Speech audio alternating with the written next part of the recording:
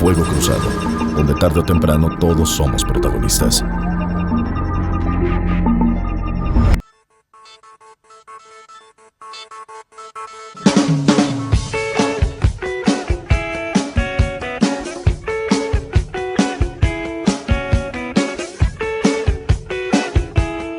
Muchísimas gracias por estar con nosotros nuevamente en este Fuego Cruzado.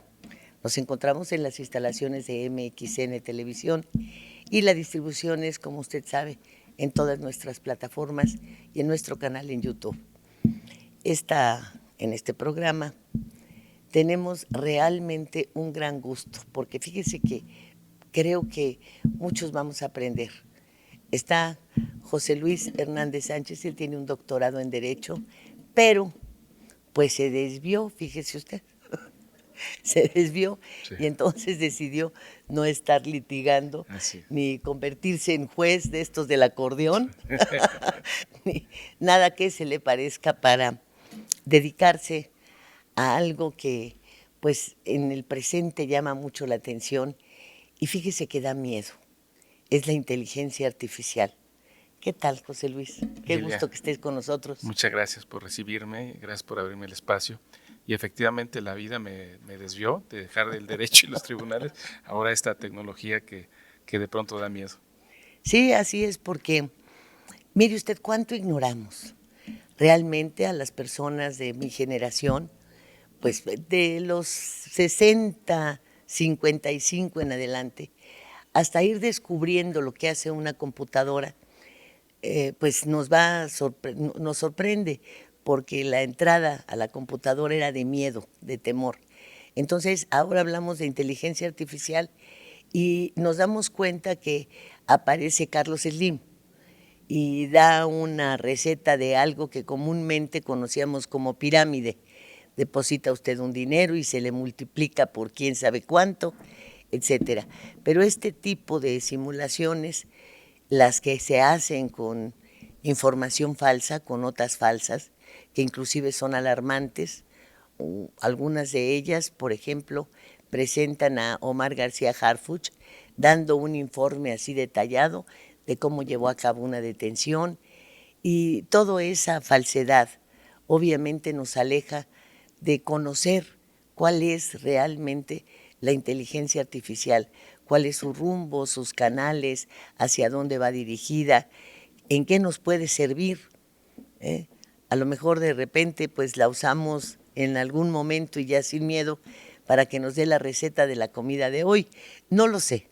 Entonces, José Luis, tienes mucho que enseñarnos. Explícanos qué es la inteligencia artificial realmente, cuál es su rumbo, qué podemos esperar, por favor. Sí, muchas gracias. Es una época diferente, una época que no habíamos vivido los seres humanos y que no ha llegado aún a documentarse. Somos una generación de seres humanos que la estamos construyendo y que quizás en unas décadas ya haya una forma de documentar todo lo que vivimos. Pero ¿cómo cambia esto? ¿O por qué ahorita en este momento la inteligencia artificial es tan relevante?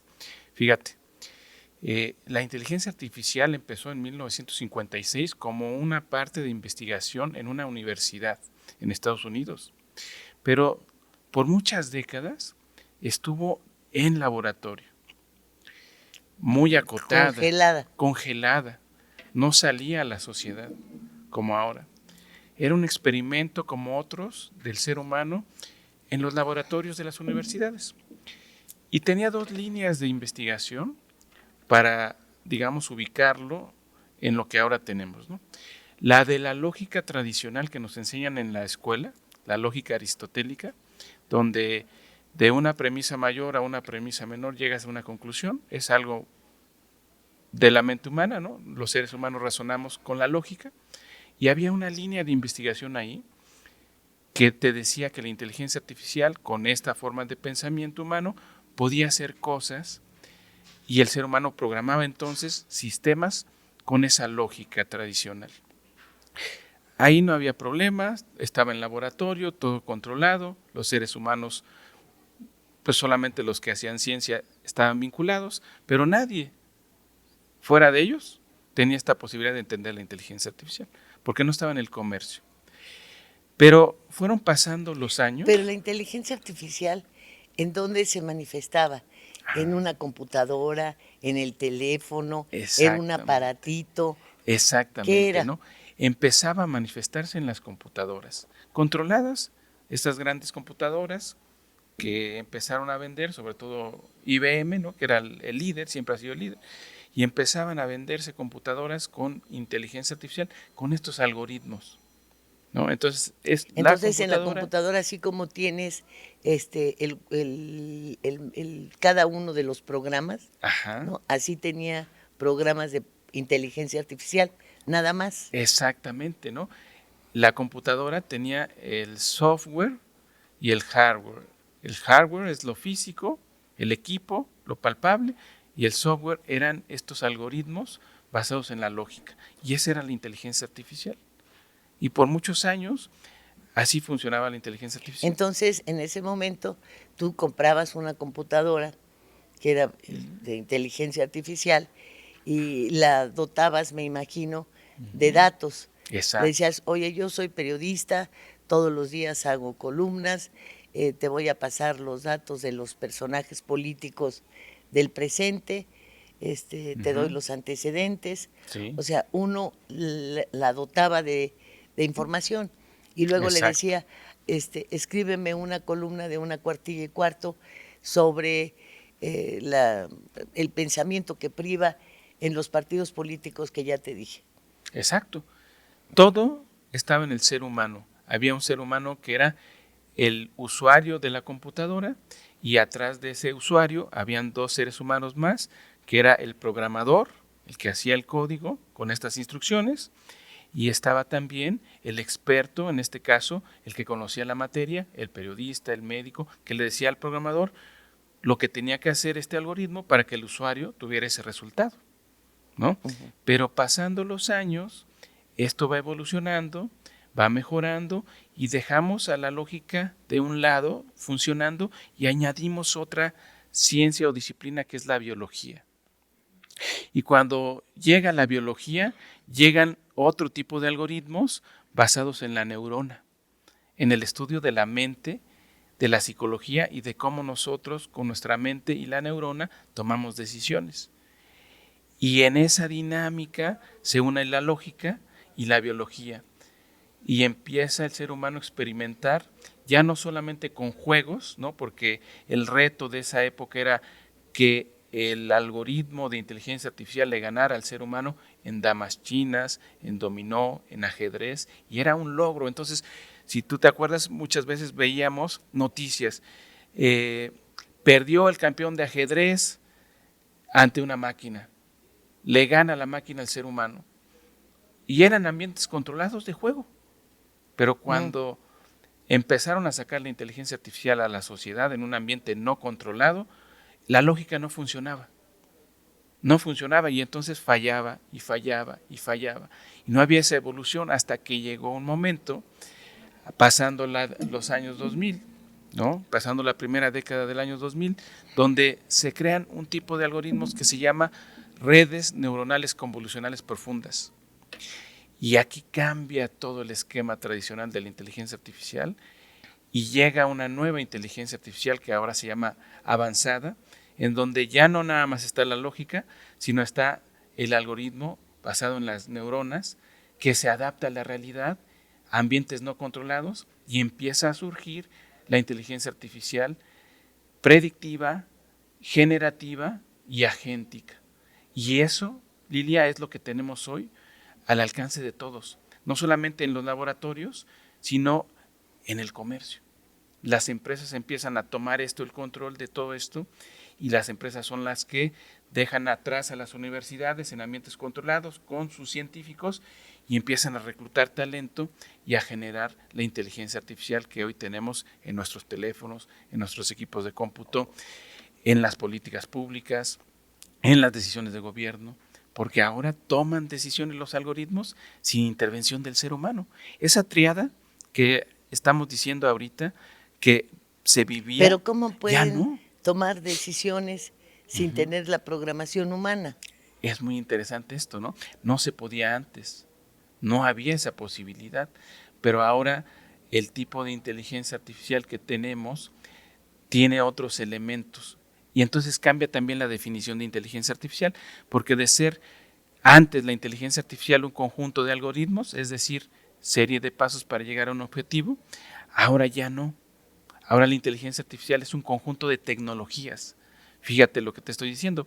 No es el algoritmo nada más en donde tú le decías la serie de pasos para llegar a una decisión, sino que el ser humano ha avanzado tanto en esto que es un conjunto de tecnologías. ¿Qué tecnologías? Está el algoritmo con la lógica y la neurona. Está el cómputo en la nube, está el Internet de las cosas, está la posibilidad de tener estas máquinas tan potentes con chips revolucionados que procesan la información, millones de datos en segundos, y todo eso con infraestructura. Los centros de datos, por ejemplo, que se están construyendo en México, son esos espacios que procesan toda la información a gran velocidad para que tú y yo podamos en segundos decirle a alguna aplicación de inteligencia artificial, oye, dime en qué año surgió la inteligencia artificial y hazme un resumen de esto y lo quiero en un documento de PowerPoint. Eso que está ahí, que no estaba antes, se fue sumando y entonces ahora la inteligencia artificial pues ya no es nada más algoritmos, sino que es un soporte físico, es un soporte tecnológico que aprende de los datos, de tus bases de datos y también de los sensores que tenemos en las ciudades. Del calor, del movimiento, de la temperatura, de todo lo que hemos hecho, de la contaminación, de la propia contaminación también, ¿no? Y entonces ayudan a entender el clima, ayudan a entender el movimiento de las personas, ayudan a entender tus preferencias y te llevan al marketing, a la comercialización de servicios, a la seguridad pública, a la política pública, a muchos espacios donde esta tecnología ya al aprender sola de lo que va procesando, tanto de bases de datos como de sensores, toma decisiones, porque para eso fue creada, para tomar decisiones como fuera un ser humano o como lo es un ser humano, pero ya sin intervención del ser humano. Y tú dirías, pero entonces, ¿cómo es esto posible si siempre hay un ser humano ahí? Bueno, nosotros encendemos la inteligencia artificial, pero la inteligencia artificial que encendemos ya no necesita, por ejemplo, del programador. Antes, el programador, sin el programador, ¿podía hacer algo una persona? No, porque ni siquiera podías comunicarte con la inteligencia artificial. Para comunicarte necesitabas saber pues un lenguaje de cómputo. Pero si te das cuenta ahora, si tú enciendes tu teléfono y entras a alguna aplicación de inteligencia artificial, tú puedes conversar con él, ya sea con tu voz o con el texto, pero no necesitas al programador. Y la inteligencia artificial tiene esa capacidad de crear contenidos. Bueno, hay una situación muy importante después de todo lo que nos has explicado y que pues no tuvieron a bien explicarlo en la mañanera, que no estaría nada mal que lo hubiesen hecho, porque hay una inversión muy grande de la que habló la presidenta, Sí. ¿sí? Que había hecho, se estaba haciendo, se estaba articulando, se iban a comprar X número de computadoras para poder llegar a estos espacios y solamente se hablaron de números, de la construcción, de la alianza, no recuerdo con qué empresa, pero para llevar a cabo toda esta situación de inteligencia artificial y presentar a México con avances. Y todos nos quedamos con el ojo cuadrado porque pues habló de inteligencia artificial, sí, ¿cuál? De millones, cientos de millones de pesos en una inversión en la que pues la mayoría no entendíamos cómo se iba a llevar a cabo, qué pasaba, de qué se trata. Sí.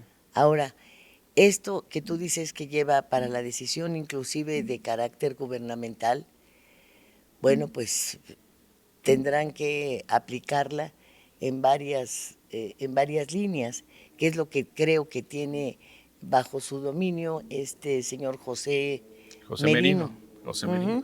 Sí, hay una también tendencia de todos los gobiernos de tratar de hacer que la tecnología que tiene la inteligencia artificial y que desarrollan estos centros de datos, pues sea soberana, ¿no? Le llaman aquí, seamos soberanos en el uso de inteligencia artificial. Pero esto no es tan sencillo y no es un término tan fácil de entender. La soberanía tecnológica en países como el nuestro, pues no es tan sencillo si lo comparas con la potencia que tiene Estados Unidos y China. Entonces, lo que trata de hacer la presidenta, pues habrá que valorarlo con mucha precisión, con mucho cuidado. ¿Por qué razón? Porque nosotros como sociedad tenemos un retraso tecnológico de bastantes años. Claro, no te los ¿No? puedes brincar así. No te los puedes brincar. Así de un paso a otro, ¿no? Exactamente. O sea, no puede ser que en la primaria estén usando GIS y borrador, ¿no? En lugar de tablets y de Exactamente, de ¿no? otros avances, De otros los avances. adolescentes en secundaria, Así etcétera. es. Entonces me parece ser que hay que tener cuidado en la política pública que se tiene que hacer por el gobierno en este tema de inteligencia artificial. Y con los pies en la tierra entender esto que dices, ¿no? Entonces, ¿cuál es la definición que tendría que hacer un gobierno para el uso de inteligencia artificial? Primero, entender 3 elementos. La infraestructura que tienes, ¿no? ¿Qué hay en el sector educativo, en el sector de la salud, en el sector de los niños, las personas que tienen alguna discapacidad? El panorama de las personas y la tecnología que tienen actualmente. El GIS o la tablet, la computadora o un teléfono móvil. ¿Qué tenemos de infraestructura como seres humanos? Sí, y dónde nos alcanza el internet y dónde no. ¿Dónde nos Porque alcanza el se internet y habla dónde de no? que está en todos lados y eso no es cierto. Claro, ahí hay otros temas, ¿no? Infraestructura. ¿Tenemos internet? En realidad, la cobertura es buena y está para todos, alcanza para todos, o esto genera una discriminación. Entonces, infraestructura es uno. Luego el otro es el capital humano. ¿Cómo estamos de ingenieros, de científicos de datos, de posibilidades de esta infraestructura que se utilice? Porque si no tenemos esa capacidad de personas que técnicamente tengan las habilidades para usar esta Y inteligencia que artificial. deben tener un perfil universitario, me supongo. Por supuesto. Que ya Sí. deben tener un avance, Un ¿no? avance, unos años ya de experiencia, ya saberlo utilizar. Entonces ahí hay otro reto, la infraestructura y el capital humano. Y luego el tercero, fíjate, bueno, ya es para preocuparse, ¿no? Claro. Porque sabemos Sí, ya. cómo estamos en el país. El tercero tiene que ver con la gobernanza de la inteligencia artificial. Es decir, si estos técnicos, estos especialistas y esta infraestructura no impacta a derechos humanos, no impacta a temas éticos, no impacta a cuestiones que No en la genera norma desempleo. no genera desempleo, por ejemplo, la desocupación por el uso de tecnología. Un ejemplo muy común que está pasando en muchos lados es los call centers. Los call centers que eran operados por seres humanos y que tenías a lo mejor 200, 300 personas ahí. Ahora con la inteligencia artificial generativa, pues muchas de esas personas han salido sin tener una posición o una transición tecnológica para no ser impactadas sus familias. Y entonces las empresas han sido cuestionadas por eso, porque de un momento a otro de tener 300 personas, a lo mejor te quedas con 20. Bueno, pasa ¿no? en Teléfonos de México. Ahí hay uno. ¿Eh? ¿no? Antes teníamos el Claro, 01, el claro. 02, el 09, Y eran muchas el personas. 04 y ¿no? tenían, claro. Muchas personas que Y estaban ahí. todas quedaron eliminadas por ¿En dónde call center. quedaron? No sabemos dónde quedaron esas personas. Bueno, esos son retos de gobernanza de la inteligencia artificial. Es decir, si tu gobierno, tu empresa, usas inteligencia artificial, tienes que tener un supervisor de la inteligencia artificial que te diga, oye, espera, la transición tecnológica no puede impactar a los derechos de las personas en lo laboral, en lo familiar, en lo educativo. Y esta tecnología, acompañada de gobernanza, pues te lleva a una transición de no impacto a la persona. Es una regla. Cuando la inteligencia artificial impacta a un grupo de personas, es que la estás haciendo, la estás utilizando de una forma equivocada. Bueno, se me antoja que, por ejemplo, toda esta inversión que anunció la presidenta y en un tema que tenemos muy fresco, que es el de los libros de texto, el contenido de los libros de texto, Sí. hacia dónde se va con los libros de texto. Entonces, puede ser que suplan a los pedagogos que de alguna manera no dependen económicamente de la elaboración de este libro, de los investigadores, etcétera, que tienen sus propios trabajos. Ajá. Y que, bueno, de repente son llamados para llevar a cabo la conformación de este texto, pero que hoy podría hacerse con inteligencia artificial, porque los que tenemos actualmente, los que hizo este señor Marx Arriaga, pues tenían como base principal la ideologización de los chamacos. Entonces, esta forma de concebir los libros de texto de la propia presidenta, de decir que no son propiedad de una persona, pues se le olvida que es propiedad de una nación y se le olvida que son además, forman parte de un proyecto, de un programa educativo. Durante muchos años tuvimos el mismo libro de texto. Sí. Inclusive se heredaba, ¿no? Lo tenías que entregar a fin de año bonito y sin maltratar. Tal vez sí necesitaban una actualización en algunas materias, en matemáticas, en algunas materias, pero la historia del país hasta ahora no se ha modificado. Así es. No puede ser que entre como un dato histórico Ayotzinapa, por ejemplo, que entre como un dato histórico el problema de Aguas Blancas, claro, que es lo que este señor introdujo en los libros de texto. Sí. O sea, eso no conforma parte de nuestra historia, porque entonces, bueno, pues visto así, que ponga los 230,000 muertos por homicidios dolosos durante la época del López Obrador, ¿no? Que pues ya es todo un récord.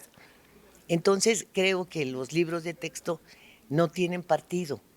Claro, debe de ser así, ¿no? La educación. Deben ser de ciencia. De ciencia, totalmente. Y si la inteligencia artificial se dedica a la ciencia en ese terreno, podríamos tener los mejores libros de texto. Ese es un buen uso de la inteligencia artificial. Ese mecanismo que tú comentas es un buen uso de la tecnología y pasa por la gobernanza con principios éticos que indirectamente, aunque no los mencionas tú, están ahí, ¿no? Y es la transparencia, la explicabilidad, el uso correcto de la tecnología para un fin específico que es entender el momento histórico o los hechos históricos y formar un libro que metodológicamente, con ayuda de la inteligencia artificial, sea útil para las personas. Ahí está un buen uso de inteligencia artificial, pero también puede haber un mal uso de inteligencia artificial cuando de pronto pues tú la entrenas para trazar o hacer una línea de tiempo en donde tú como persona vas eligiendo momentos históricos y quitando otros y haciendo que esto sea pues de una forma ideológica, ¿no? Eso es una forma equivocada de uso de inteligencia artificial. Que puede surgir también, pero creo que un libro de texto que forme parte de todo un programa de estudios basado en la ciencia, yo creo que ese sería el uso correcto, y entonces ya le encontraría sentido a una inversión tan millonaria como la que están haciendo y que no sabemos qué rumbo lleva, ¿no? Sí. Aparentemente, no, pues que es la investigación, no, pues que nos van a espiar a todos. O sea, se va por todos los rumbos, ¿no? Claro. Esta inteligencia artificial que tenemos se define como una tecnología de carácter general. ¿Y qué es esto de carácter general? Te doy un ejemplo, la electricidad. La electricidad es el mejor ejemplo de una tecnología de carácter general. La podemos usar para encender un foco, conectar un equipo. Lo que hace la Alexa mental. Exactamente, lo que hace la Alexa. Sirve para muchas cosas, pero esta tecnología tiene también muchos riesgos y esos riesgos deben de ser controlados. Porque tú ahorita, ni tú ni yo, meteríamos los dedos a un enchufe, ni agarraríamos un cable de la electricidad de un lado y del otro, porque sabemos que hay un choque. Ahí en Tepito te dan toques. Bueno, sí. En Tepito, hablas por 20 pesos. Y muchos lo hicimos cuando éramos jóvenes, cuando íbamos también a alguna playa, ¿no? Que también había este tipo de toques, ¿no?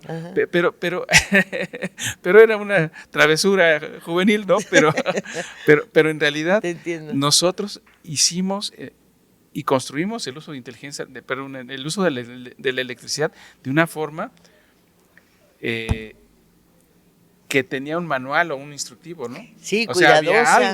había algo Que no te previo dieran toques, que no no te se diera fuera a provocar un un corto, que incendio, te generara un incendio. ¿no? Tiene cosas, ¿no? Hay cosas previas, Lilia, que en la inteligencia artificial actual, la avanzada, no lo tenemos. Es un momento histórico en el que tú, yo, nuestros hijos, nuestros nietos, necesitamos construir esos manuales o esas reglas de uso, ¿no? Todo equipo electrónico trae un instructivo. Ese es una regla, ¿no? Cualquier equipo que tú compras electrónico, forzosamente para salir al comercio, tiene un instructivo. ¿Lo leemos o no? Eso ya es otra cosa, pero ahí hay un control. En la inteligencia artificial que tenemos hoy, necesitamos construir esos instructivos. No tiene instructivo. Entonces, ¿qué pasa? A ver, este libro, Hay un tema. de alguna manera, tiene instrucciones, tiene bases. Pues ese libro lo hicimos. A ver, se llama, por Muchas favor. gracias. Pues se llama Inteligencia Artificial, Concepciones para América Latina, ¿no? Y gracias por comentarlo. Ese libro se hizo por supervisores de inteligencia artificial que fueron formados en nuestro instituto de capacitación y que estos instructores tienen la posibilidad de entender y de hacer esos instructivos. Tú tienes un instituto de capacitación. Yo tengo un instituto de capacitación, se llama Instituto White Box Project. Y bueno, formamos. uno llega y que debo presentar un título profesional, basta con que sea bachiller, ¿qué? Hay varios niveles de formación para la supervisión de inteligencia artificial. El nivel básico es el supervisor del despliegue de la inteligencia artificial. Ese es para chicos que van egresando de la universidad y que quieren vincularse con esto de la supervisión de inteligencia artificial. Que van saliendo Que de la van universidad. saliendo, que no tienen experiencia, que quieren un espacio y un complemento a su formación, O de a lo cualquier mejor formación. terminaron una carrera que finalmente no les satisface. Puede ser también, ¿no? Y no es impedimento para ser supervisor de la inteligencia artificial en una base técnica operativa. Uh-huh. Son los que van a estar ahí analizando la información y el buen uso de la inteligencia artificial. Pero arriba de ellos está el cuerpo directivo o gerentes o alta gerencia que ya tienen bastantes años de experiencia, que toman decisiones y que con base en la información de este perfil básico ayudan a supervisar la inteligencia artificial. Y es un oficio, una profesión que se llama el oficial de cumplimiento en inteligencia artificial. Es una nueva formación, un nuevo oficio que están surgiendo en las empresas. Así como estamos hablando que hay oficios que están desapareciendo por el uso de tecnología o personas que están siendo impactadas por el uso de tecnología, también las empresas, muchas organizaciones están creando otras posiciones y uno es este Chief Artificial Intelligence Officer, oficial de cumplimiento en inteligencia artificial. ¿De qué profesión? De cualquier profesión, pero debe de tener ya por lo menos 10 años de experiencia, cargo ya directivo. para este nivel que me dices. Ya para este nivel. Ajá. Son personas con o sea, el que mucha empezó experiencia. acá abajo puede trabajar un tiempo y después Exactamente. ascender, tomar el Ascender. siguiente curso. Exactamente. Es el top. Es el top. Ahora, fíjate, ya tienes un instituto de capacitación, ya se están formando. Me supongo que ya hay empresas que son tus clientes. Ya hay más ¿Verdad? de 300 empresas que tienen a un oficial de cumplimiento de inteligencia artificial. Muy bien. ¿Y me quieres decir dónde está la legislación? Bueno, Ok, ahí hay un esa- reto también. Que ¿no? ya es tiempo de que Exacto, inclusive exactamente. la propia universidad, la UNAM, te pida todos los detalles, y pueda reconocer en un momento a los egresados de tu escuela Exacto. para que empiecen a formarse. Mira, para la carrera de comunicación estaba la escuela de Etiel Cervera, un muy famoso pues director de cámaras, etcétera. Y para la formación de agentes publicitarios, Ajá. pues iba el director de Willard de América, iban directores de empresas a tomar estos cursos para saber cuando les iban a mandar a hacer comerciales y todo eso, poder definir hacia dónde era el rumbo de su... Y con esto empezó Etiel Cervera a pelear con la UNAM para que le dieran reconocimiento. Es así como surge la carrera de comunicación social. Mira, Entonces, yo creo que hay que empezar a reclamar a la UNAM que pueda reconocer este tipo de estudios para que pueda inclusive también impartirlos, tal vez, claro, si es que logras hacer profesores y mandárselos, ¿no? es un reto eso también.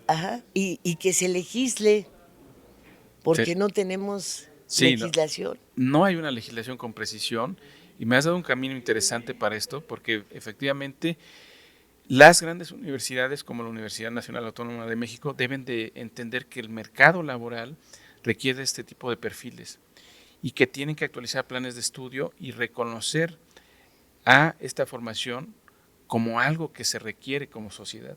Sí, porque se puede meter a cualquier universidad, Sí, pero pues como todas las facultades serias necesitan un reconocimiento de la UNAM para poder extenderte un título así que es. sea valedero en todas las áreas, ¿no? Así es.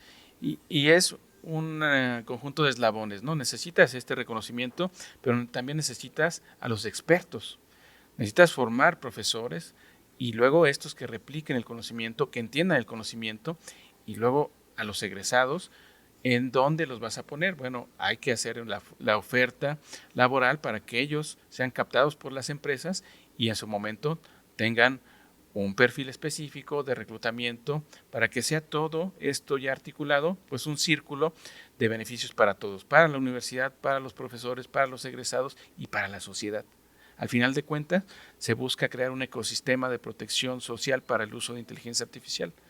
Pues sí, porque, mira, por ejemplo, ahora para celebrar el año chino, viste la cantidad de drones Sí, y de figuras que sí, se sí, hizo sí, sí, y todo se manejó con inteligencia artificial sí, sí, y quienes estaban narrando advierten que el ser humano no hubiese podido controlar ese número de drones y haber provocado ese gran espectáculo con el que celebró China sí. su año nuevo. Sí, hay otro tipo de inteligencia artificial que efectivamente sin ese tipo de inteligencia artificial no hubiera sido posible ese espectáculo. El ser humano no alcanza, no tiene la capacidad para tener esta dinámica de No sé cuántos coordinación y de drones había logística. volando, ¿no? Sí, sí, sí, no, 100. impresionante, ¿no? Ajá. Y tocas un tema de cultura. ¿Qué pasa en el mundo oriental, en China y en esos países? ¿Y qué pasa en el mundo occidental? México, América Latina, ¿no? Ellos van muy avanzados en esta tecnología. Como sociedad se saltaron la época de las laptops y de las computadoras personales y transitaron directamente al uso del teléfono móvil. En esa cultura el uso del teléfono móvil es básico. Nosotros hemos sido más lentos en la evolución. Pasamos de la computadora personal a la laptop y al teléfono móvil y estamos muy vinculados a esta tecnología. Hace falta también un empuje del gobierno en política pública para acercar la tecnología a las personas. Claro. Pues ha sido sumamente interesante. Este libro, ¿dónde lo encontramos? Dime, Mira, por si la ese gente quiere libro, muchas empezar gracias, sí. a adentrarse en la Es, inteligencia artificial. ese libro lo pueden adquirir bueno, en cualquier librería de Tirán Leblanc, que es la editorial, o también se puede hacer por Por Amazon, Amazon, yo creo. exactamente por Amazon se puede hacer la adquisición. Y es un libro que no importa que no sepas inteligencia artificial, no importa que no tengas ningún contacto, se hizo pensado para acercar la inteligencia artificial a cualquier lector que le interese el tema. Pues es como este programa. Mire, lo pensamos para aprender y tratar de entender qué es la inteligencia artificial. Pues yo medio le entendí. ¿Eh? Necesito adentrarme, voy a leer este libro, seguramente con eso podré opinar mejor, pero sí creo que podría ser muy útil en estos momentos en el caso de educación, fíjate, Así ¿eh? es, sí, En el caso, en el sí. renglón educativo que lo tenemos verdaderamente temblando, creo que el uso de la inteligencia artificial podría justificar estas instalaciones millonarias a las que la presidenta se refirió el año pasado justamente. Es una época de alfabetización. Como seres humanos necesitamos alfabetización en inteligencia artificial. Aprovechemos este espacio y tú Y como demos esa comunicadora, idea, pues, ¿verdad? Empujemos ese tema. Sí, porque esto nos alejaría nuestros libros de texto de todos estos conceptos de orden ideológico y de todos estos registros históricos que son equivocados. No forma parte de la historia del país un acontecimiento pues tan dramático como el de Ayotzinapa, que es lo que pretendía el señor Arriaga. No es un dato histórico. Tenemos que redefinir lo que consideramos que es la base histórica de nuestro país. ¿No te parece? Así es, me parece adecuado. Y usamos la tecnología para un uso correcto. Yo diría un uso confiable. Confiable tiene 3 elementos: el soporte o la fortaleza técnica, la parte ética o de principios, la aplicación, y el cumplimiento normativo. Necesitamos una regulación. Yo me supongo que el señor Merino, José Merino, debe tener un amplio conocimiento de todo esto. Entonces no estaría mal que se juntara con los señores diputados, que él mismo estableciera una base de legislación y que también empezaran a operar sobre esto, porque de repente, pues no vaya a ser que surja, pues, qué sé yo, Fernández Noroña y diga que ya hizo la iniciativa, porque entonces sí, nos vamos a la lona. Nos vamos a correr. No, yo creo que el señor Deben Merino tomarlo muy en serio. tiene las capacidades técnicas para hacerlo y debe de tomarlo en serio y vincularse con el tema para que efectivamente no salga algún improvisado que por querer ganar reflectores presente un proyecto de ley que vaya avanzando y genere consecuencias. Muchísimas gracias, José Luis Hernández Sánchez. Qué gusto y qué bien estar platicando contigo. Muchas gracias, Lilia. Fue un privilegio conocerte y estar aquí en tu programa. No, hombre, qué barbaridad. Qué bueno que no te dedicaste a la locución, porque si no, qué gentil eres. Nos ganas. No, y bueno, yo no sé, pero por la forma de expresión que tienes, tus conocimientos, creo que la abogacía se perdió de un magnífico elemento. Qué gentil eres con tus palabras. Muchas gracias. Ahora sí, muchas gracias, doctor. Y muchísimas gracias a usted por el favor de su atención. Si nos lo permite, estaremos de nueva cuenta en el próximo Fuego Cruzado. Muchas gracias.